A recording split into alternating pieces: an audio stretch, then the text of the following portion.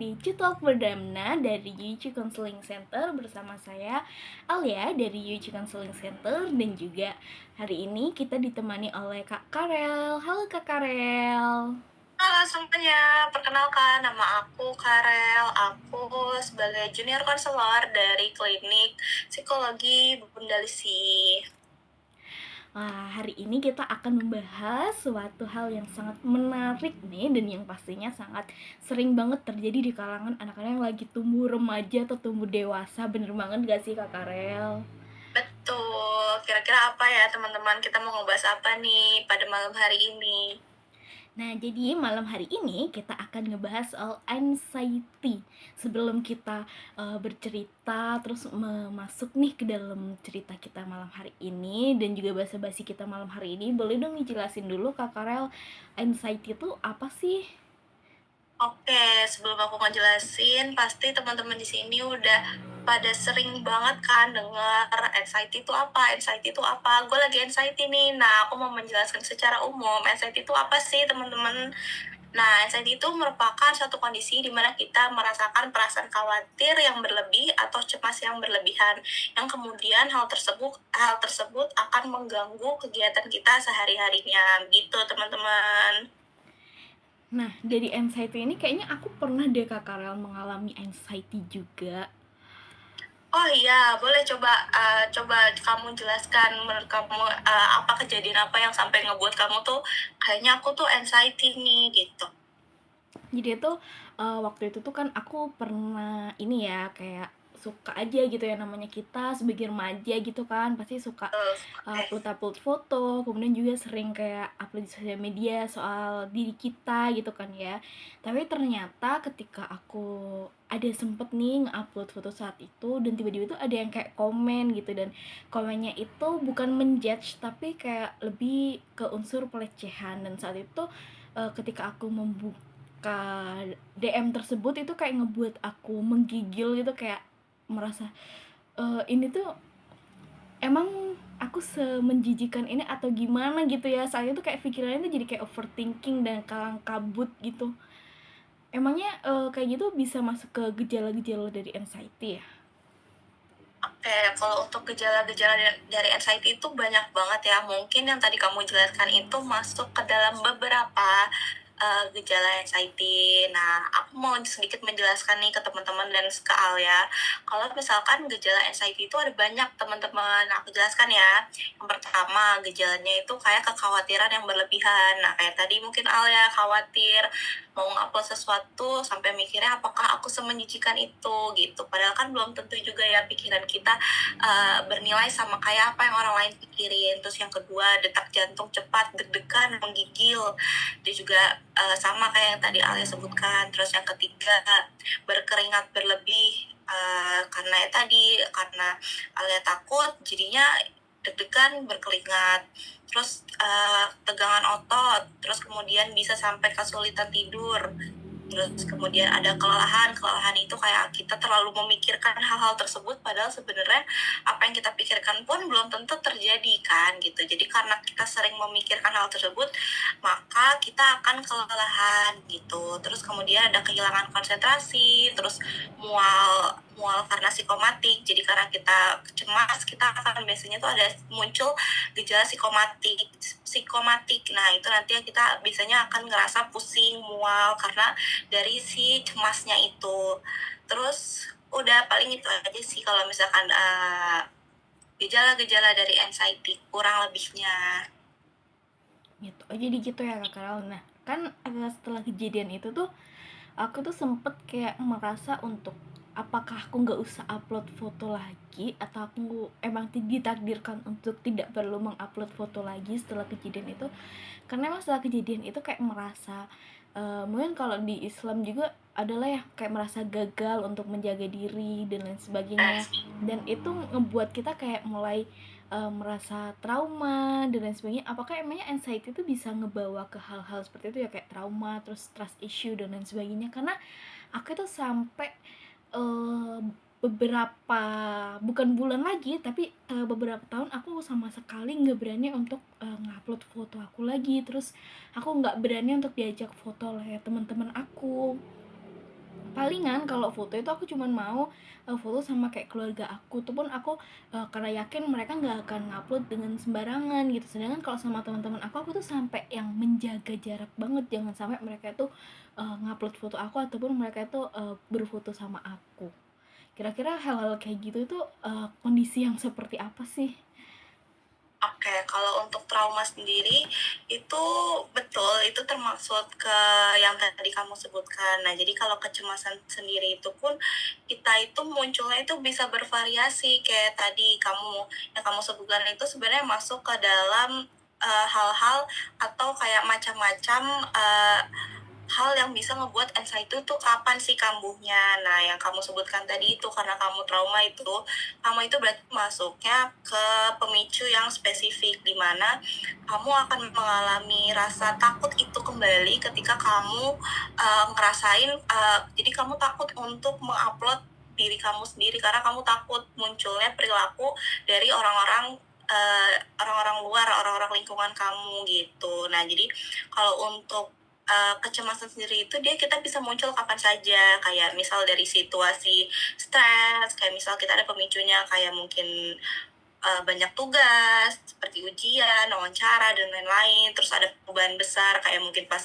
perpindahan kantor, perpindahan kelas, perpindahan situasi dan kondisi. Terus yang tadi ada yang tentang masalah kamu, pemicu spesifik tuh contohnya kayak ada trauma tersendiri, terus ada situasi sosial, terus juga ada kondisi kesehatan. Jadi mungkin emang dari kamunya mentalnya lagi kurang baik. Jadi ketika ada orang yang sebenarnya mereka mungkin maksud dan tujuannya berbeda, tapi kita mengambil statementnya kayak, aduh, kalau ngomongnya gitu sih ke gue, padahal maksudnya tuh bukan kayak gitu mungkin maksud mereka, tapi karena kitanya juga lagi fisik dan mentalnya lagi tidak baik-baik aja, jadi kita ngambil nangkepnya tuh kayak gitu. Oke, dan aku tuh pernah gini juga sih kak, dari pengalaman Mas Padi itu aku pernah mengalami kayak yang namanya tuh tidur, dan tidur itu tuh kayaknya mimpi itu tuh berulang-ulang. Kejadian ketika aku membuka direct message itu tadi tuh kayak terbuka lagi, akhirnya aku kayak tidur tuh sambil menangis. Terus habis aku juga tidur itu nggak tenang gitu ya, bangun-bangun tuh bukannya seger, bukannya sehat atau bugar gitu, itu malah kayak ngerasa capek, makin capek gitu ya. Mungkin banyak juga orang yang mengalami hal yang sama ketika mengalami anxiety seperti itu. Tapi kira-kira nih sebenarnya penanganan apa sih yang bisa kita lakukan bagi anak-anak yang mengalami anxiety ini ketika kita ada di posisi tersebut gitu. Karena kan aku rasa kalau menerima, kita setiap hari akan berusaha untuk menerima, tapi kita pasti membutuhkan beberapa hal yang perlu kita achievement, yang benar-benar bisa kita lakuin teknik-teknik agar kita itu bisa lebih legowo gitu lah ya istilahnya, dan anxiety itu lebih hilang, lebih let it flow atau let it go gitu lah ya kalau bahasanya anak gaul sekarang nih. Oke, oke, untuk yang tadi Alia jelasin kan, Alia mungkin ada kayak kesulitan untuk tidur ya. Nah, aku pernah baca kalau misalkan kita lagi ngalamin anxiety nih, biasanya orang-orang anxiety itu kan cemas ya. Ada yang cemasnya itu mungkin kalau misalkan susah tidur, mereka itu beberapa ya, nggak semuanya. Beberapa itu biasanya tidur nggak bisa dalam keadaan sepi. Yang mau dimaksud sepi itu kayak hening sendiri gitu. Ada beberapa orang yang tidur dengan mendengarkan lagu, atau mungkin mereka punya kayak di kamarnya ada percikan air. Kayak biasanya beberapa ada orang yang melihara ikan gitu di kamarnya. Nah, itu biasanya beberapa orang yang emang anxiety-nya itu sering terjadi karena mereka itu nggak bisa yang tidur dalam keadaan sepi, karena mereka akan merasa sendirian dan kecemasannya itu muncul lagi kan. Nah, itu kalau untuk masalah tidur tadi. Nah, tapi kalau untuk cara meredamkan anxiety secara umum, secara keseluruhan lah, bukan secara segeneral.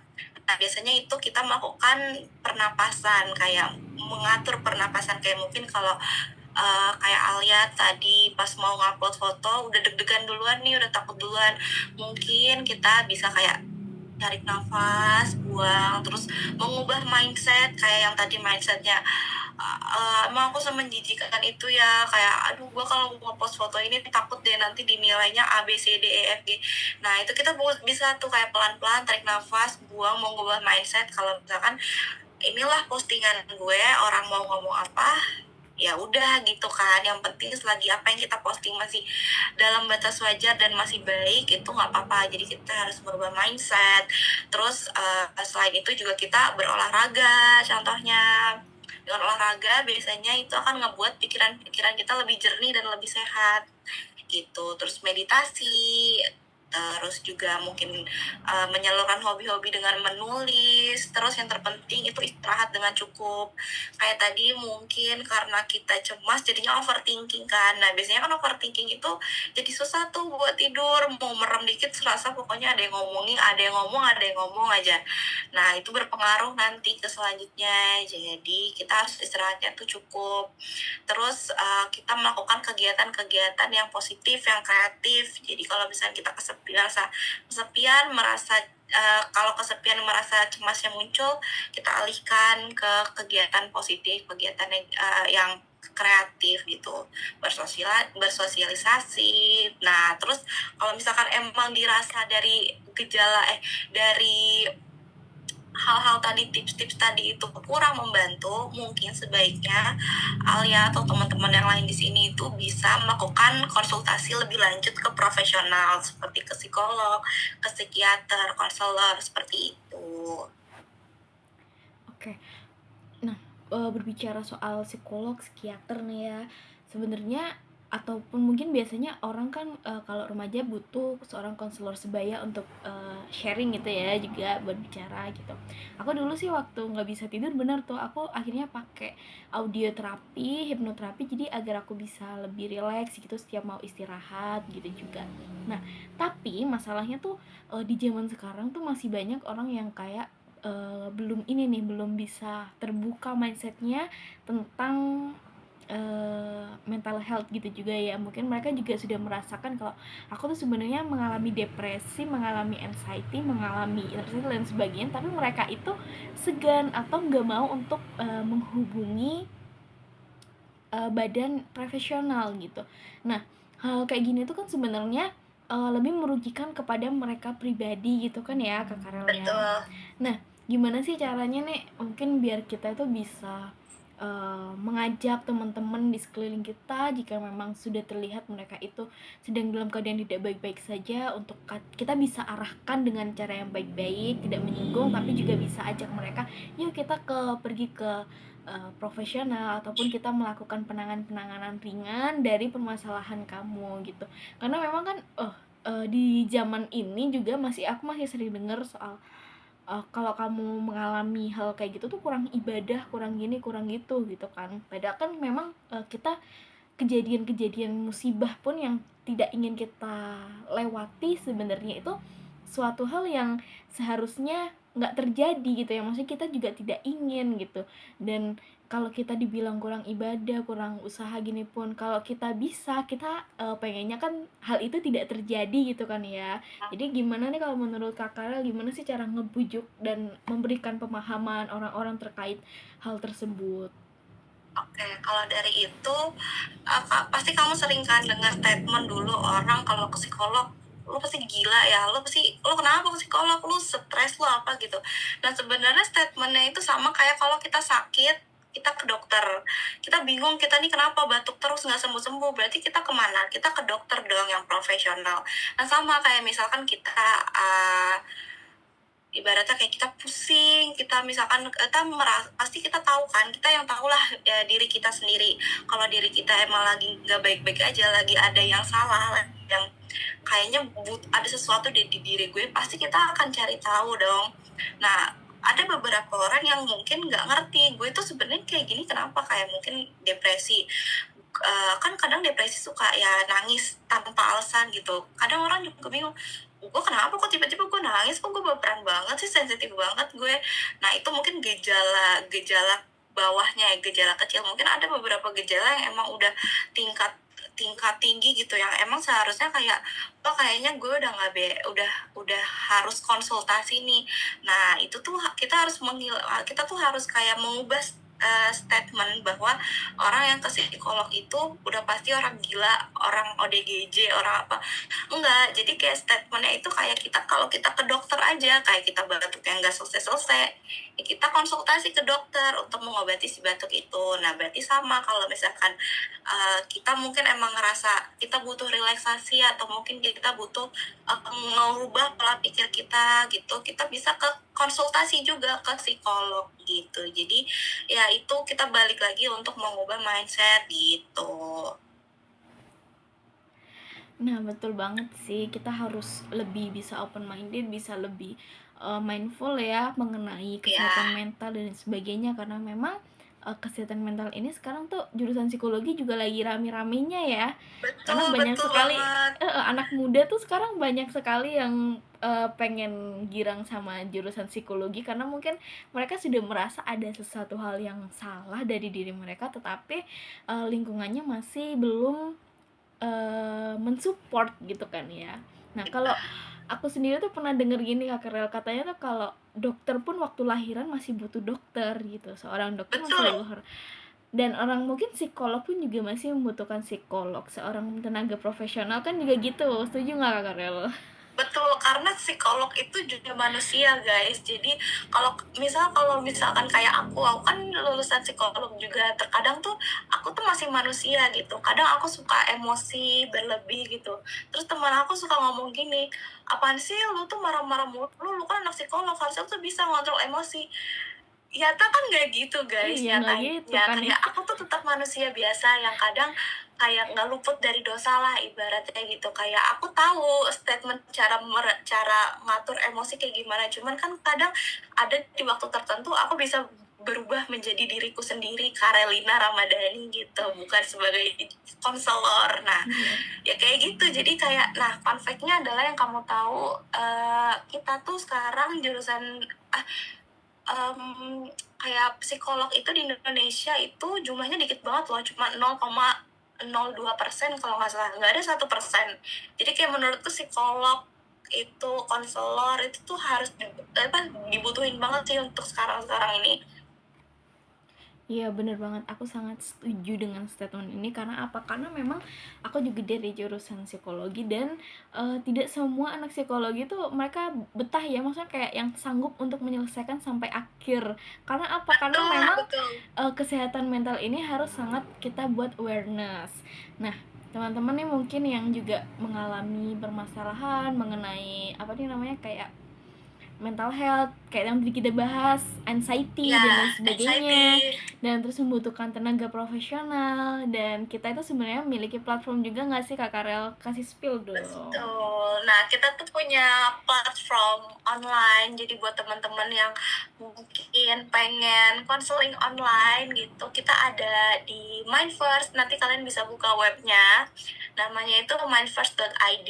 Nah, nanti kalian di situ bisa cari konselor sesuai yang kalian mau. Mungkin budget kalian mau yang murah, mau yang gratis ada, atau sampai yang punya pengalaman yang lebih banyak, itu juga banyak, guys. Jadi kalian bisa memilah-milih sendiri mau konselor yang seperti apa gitu. Nah, kita udah lengkap ya, kita kasih hari ini, kita udah sharing soal ilmu, terus kita sharing dan juga kita sharing penanganan, dan ada juga fasilitas gitu ya Kak Karel Oke, ya. betul. Nah, Kak Karel nih kayaknya dari cetok kali ini seru ya kalau dilanjutin di cetok berikutnya nih. Betul. Apakah kita akan bertemu lagi nih Kak Karel? Harus dong. Jadi buat teman-teman semua yang nonton, kalian boleh banget komen di bawah nih, komen-komen yang banyak. Kalian mau kita ngebahas soal apa sih isu-isu sekarang yang lagi ngetren, atau apa sih yang mungkin Yang lagi teman-teman lagi rasain FOMO-FOMO. gitu. Iya, betul, FOMO-FOMO. Boleh komen di bawah, mau Atau kita bahas barangkali tentang apa. di next teman-teman nih yang mau sharing-sharing sama kita Iya, dan cerita betul, sama sama kita kita. berdua gitu. Mau cerita-cerita Hmm, boleh banget iya gitu. betul. Nah, dari sini ada closing statement mungkin Kak Karel, boleh dong. Oke, apa ya? Closing statement dari aku aku mau sedikit flashback ke yang tadi sudah aku bahas. Kalau misalkan emang kalian lagi ngerasa nggak baik-baik aja sama diri kalian, kalian lagi ngerasa cerita atau apa sama seseorang dan kalian nggak punya tempat cerita, itu kalian bisa menuangkan semua apa yang kalian rasain itu dalam media apapun, kayak contohnya menulis, ngomong di kaca. Jadi kayak kalian setiap kali ngerasa diri kalian gak baik-baik aja, tetap harus berusaha untuk mengungkapkannya. Entah itu gimana caranya, cuman harusnya tetap harus diungkapkan dengan cara yang baik dan tidak merugikan diri sendiri, karena apapun yang dipendam selama itu atau dipendam terus-menerus itu nanti akan tidak baik hasilnya, guys. Nah, jadi buat kalian semua, tetap kita punya platform untuk kalian bercerita, dengan ada yang free kok, ada yang free, ada yang itu semua balik lagi ke kalian. Terus kalau misalnya emang kalian ngerasa mungkin belum pengen curhat dengan konselor-konselor kita yang ada di Mindverse, kalian juga bisa mengikuti tips-tips aku tadi, kayak mungkin ngobrol di kaca, nulis di buku, atau ya kalian tetap harus mencurahkan isi hati kalian, begitu guys. Terima kasih Kak Karel, and aku notes lagi ketika kalian membutuhkan bantuan dari platform kita punya Mindverse, dan kita harap apapun yang kalian rasakan tidak ada yang namanya self diagnosis ya Kak Karel ya. Betul banget. Karena siapapun yang bisa mendiagnosis keadaan kita hanyalah dari tenaga profesional, tapi kita bisa mengantisipasi, kita juga bisa menangani hal-hal kecil, depresi, anxiety yang terjadi dalam diri kita. Karena rasanya nggak ada manusia yang nggak pernah anxiety, ya kan Kak? Betul Bahkan banget. hari ini Aku Kak pun Karel pernah guys. anxiety guys. Jadi kayak kita semua pernah mengalami posisi sulit dan posisi bahagia, dan itulah kehidupan yang memang akan terus berputar dan akan terus kita jalani. Tapi yang terbaik adalah ketika kita tidak menemukan tempat di mana kita bisa mendapatkan emas, kita masih bisa menjadikan diri kita sendiri itu sebagai emas tersebut. Lindungi hati, lindungi mental, lindungi jiwa, dan lindungi raga. Semoga kita semua bertemu kembali dengan keadaan yang selalu sehat dan selalu merasa seneng ya kalau ketemu sama kita ya Kak Karel. Betul, selalu ngerasa seru dengan topik-topik yang kita bahas. Iya, bener banget. Karena harapan kita adalah Citalk ini bisa bikin kita semua lebih aware juga ke mental health, dan juga kita bisa lebih happy gitu ya menangani permasalahan kita. Oke, mungkin ini yang dari kita malam hari ini. Karena kita tag memang hari ini malam banget ya Kak Karel ya. Ya, Karena kita sekarang udah jam berapa ini? Hampir jam 12 kayaknya ya. Karena kita sangat excited banget untuk sharing dengan teman-teman semuanya. Terus kita juga sangat seneng banget kalau bisa mengedukasi dan juga bisa memeluk teman-teman yang ada di semua komunitas kita, platform kita, ataupun kalangan umum. Bener kan Kak Karel? Betul. Jadi kalau misalnya emang teman-teman ada yang mau, Kak aku mau dong chit-chat sama Kak Karel sama Kak Alia, kalian tinggal komen aja, nanti komennya pasti kita baca. Terus nanti betul. kita bisa menghubungi kalian gitu guys. Oke, mungkin ini hari ini untuk kita akan bertemu di Citalk berikutnya. Dadah, terima kasih Kak Karel. Terima kasih Alia. Sudah. Kita nggak ada closing.